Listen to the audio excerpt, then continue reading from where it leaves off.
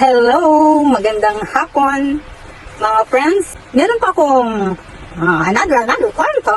Siyempre, para matutuloy tayo, experience ba ang gano'n?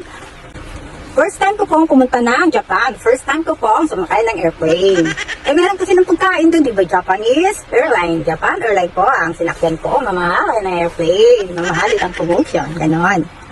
Tapos po, bata pa ako noon. 16 lang ata ako noon. Mahiluin po ako. Malay ko ba dyan na may inom pa lang ang gamot para hindi ka mahilo? Ako lang mag-isa. Diyos ko ba, ilang hilo po ako sa aeroplano. Ilang hilo po ako sa aeroplano. Tapos po, may pagkain ko doon. Meron nakaset na pagkain na, pagkainan na. Yung parang pansit na Japanese style kasi, pagkain na Japanese style. May toyo pala yun lalagay, yung pansit doon, yung sausawan. Sa cup na ganyang kaliit po. Malay ko po na, yung pansit, yun pala ang sauce niya. Yung parang cola ang kulay. Yung toyo ba? Toyo ng Japan, medyo malabnaw kasi. Alam niyo po ba ang nangyari? Naku po, wala kasi tubig doon. Dapat pala hingi ng tubig. Ngayon, nauhog na po ako. Akala ko po, yung top na set pala yun ng pansit. Sausawan pala yun na hindi ko po alam that time. Sa sobrang uhaw ko, ay naka.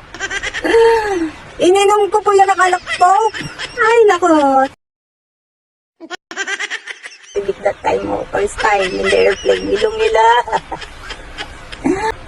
Mahirap po pala pag first time wala kang kaalam-alam, kaya natural lang po yung pagibintanga. Siguro yung nakakita sa akin tao, siguro ng tawa po, pero lahat po tayo nagkakamali, kaya hindi naman po natin. Kaya matuto kayo, magaling kayo, yung mga hindi pa nakasakay na aeroplano dyan, para malaman nyo.